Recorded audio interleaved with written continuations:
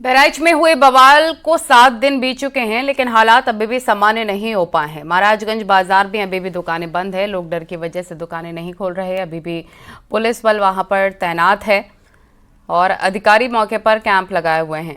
News 18 संवाददाता अखिलेश कुमार की ground report देखिए।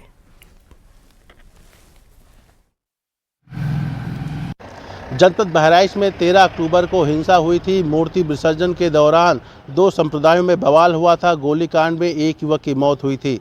हम इस वक्त उसी बाजार में मौजूद हैं और हिंसा के 7 दिन बाद अब बाजार की स्थितियां देख सकते हैं। यहाँ पे दुकानें बंद हैं, हालांकि आवागमन शुरू कर दिया गया है। पुलिस बल अभी भी तैनात है। हिंसा के तुरंत बाद इस बाज़ार को छावनी में तब्दील कर दिया गया था, लेकिन उसके बावजूद भी लोग अभी भी दुकान नहीं खोल रहे हैं। लोग घर में हैं और आप मेरे पीछे देख सकते हैं कि ये फायर सर्विस की गाड़ी भी तैनात है। अभी बता दूं, यहाँ पे कई ज़िले के जो एडिशनल एसपी हैं, सीओ हैं और फोर्स है, वो भी तैनात है। तो तस्वीरें ये बयां करती हैं कि बहराइच के महाराजगंज बाज़ार में जहाँ हिंसा हुई थी, वहाँ की स्थितियाँ क्या हैं। अखिलेश कुमार, न्यूज़ 18 बहराइच। और बरेली में सड़क किनारे भारी तादाद में सरकारी दवाइयां मिली हैं और झाड़ियों में मिली इन दवाइयों में बच्चों की खांसी के सिरप मिले हैं। और मामला बिथरी चैनपुर थाना क्षेत्र का है। दवाइयां महाराजा अग्रसेन कॉलेज के पास झाड़ियों में मिली। खास बात यह कि इन दवाओं में कोई भी एक्सपायरी दवा नहीं है।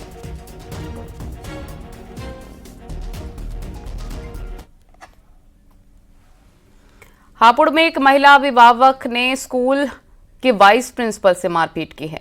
महिला स्कूल में बच्चे को डांटते हुए नजर आई थी। स्कूल पहुंची महिला की पहले तो टीचरों के साथ कहा सुनी हुई, उसके बाद महिला ने वाइस प्रिंसिपल से मारपीट कर दी। मारपीट का वीडियो वायरल हो रहा है। मामला पिलखुआ कोतवाली क्षेत्र के एक निजी स्कूल का है।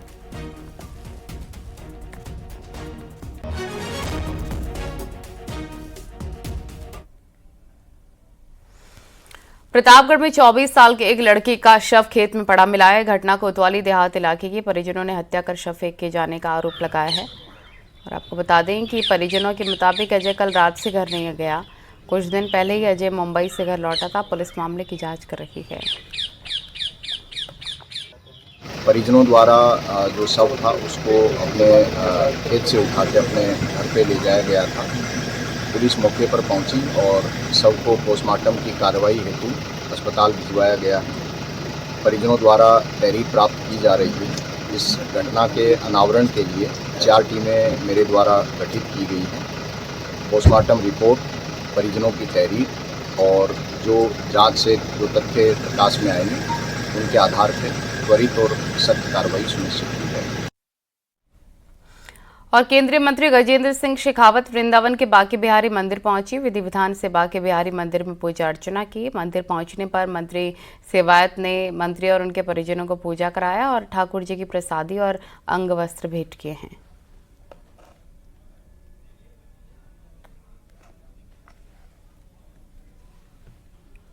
खबर हापुड़ से, जहां सांप ने एक ही परिवार के 3 लोगों को डस लिया। सांप के डसने से 2 लोगों की मौत हो गई। बहादुरगढ़ थाना क्षेत्र के सदरपुर गांव की घटना है। यहां एक महिला अपने 2 बच्चों के साथ जमीन पर सो रही थी और रात में सांप ने मां और दोनों मासूम बच्चों को डस लिया। परिजन सभी को अस्पताल ले गए, जहां दोनों बच्चों की मौत हो गई। महिला की हालत नाजुक है। बच्चों साथ सांप ने काटा है। अच्छा, अब क्या हुआ? अभी उनको दिखाया, अभी खत्म है। ये सबने मना कर दी, जहाँ इलाज दिखा रहे हैं। मथुरा के थाना छाता के गांव नगला बिरजा में जमीन विवाद को लेकर सगे भाइयों के बीच खूनी संघर्ष हो गया है, जिसमें बड़े भाई और उसके लड़कों ने मिलकर छोटे भाई, उनकी बेटी और बेटे पर लाठी डंडे और फरसे से हमला किया। इस हमले में तीनों गंभीर रूप से घायल हो गए। इन्हें इलाज के लिए CSC पहुंचाया गया। बताया जा रहा है कि दीवार को लेकर विवाद हुआ था। आरोप के मुताबिक बड़ा भाई छोटे भाई के घर की तरफ दीवार बढ़ा रहा था। जब उसने मना किया तो उसने लड़कों को लेकर छोटे भाई के घर में घुसकर बुरी तरह से मारपीट की। पीड़ित ने थाने में लेकर शिकायत दर्ज कराई है।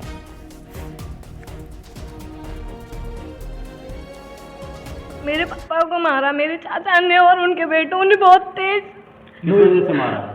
बस उनके घर में काम चल रहा था, वो दीवार हमारी तरफ लगा रहे थे। पापा ने बस इतना बोला कि दीवार को सही से लगा लो, और इतने भी हमारे घर में घुस के मेरे पापा को मारा बहुत तेज। उन्होंने डंडों से, लोहे की लाठियों से।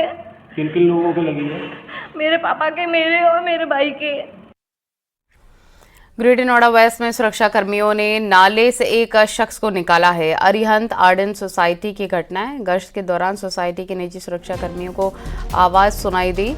जब उन्होंने नजदीक जाकर देखा तो नशे में धुत एक शख्स मिला। सिक्योरिटी गार्ड ने उसे पानी से नाली से बाहर निकाला, उसे नहलाया है और यहाँ पर बड़े सवाल भी खड़े हो रहे हैं सिक्योरिटी में सुरक्षा इंतजामों पर। बिसरख थाना क्षेत्र का मामला है।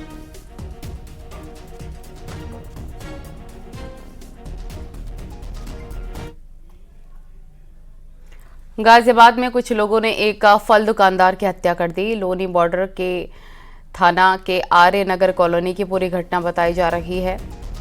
बताया जा रहा है कि 2000 रुपए के विवाद को लेकर पड़ोस में रहने वाले लोगों ने अपने साथी के साथ मिलकर फल विक्रेता की गोली मारकर हत्या की।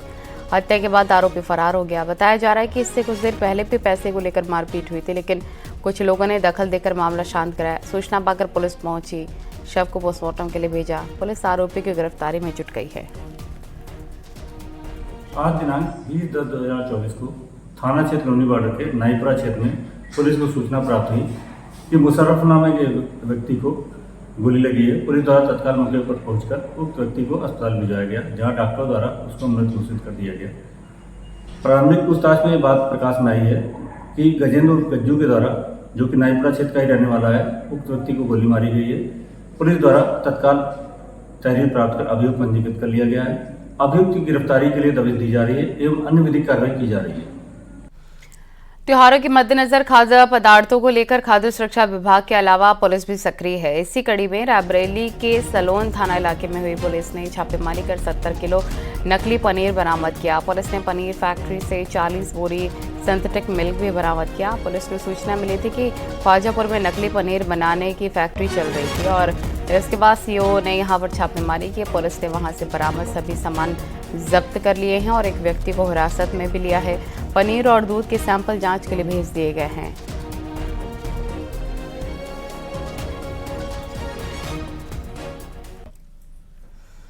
और शामली में संदिग्ध हालत में एक शख्स की मौत हो गई। परिजनों ने पत्नी पर खाने में जहर देकर मारने का आरोप लगाया। घटना कड़ाधाम थाना क्षेत्र के लाल बहादुर शास्त्री नगर की है। मृतक के भाई के मुताबिक भाई और भाभी के बीच झगड़ा था। भाभी ने भाई को खाने में जहर दे दिया। घटना के बाद सभी जो भाभी है वो घर छोड़कर फरार हो गई है। पुलिस मामले की जांच कर रही है। मेरे भाई भाभी में कल रात में झगड़ा हुआ, जिसमें से मेरी भाभी मेरे भाई के खाने में जहर देकर फरार हो गई। जब हम लेके उनको अपने भैया को हॉस्पिटल गए तो हॉस्पिटल में उनकी डेथ हो गई। उनको पहले देवीगंज सरकारी हॉस्पिटल से रिफ़र हुआ मंझनपुर से रिफ़र हुआ हमारा इलाहाबाद। आधे रास्ते में मौत हो गई।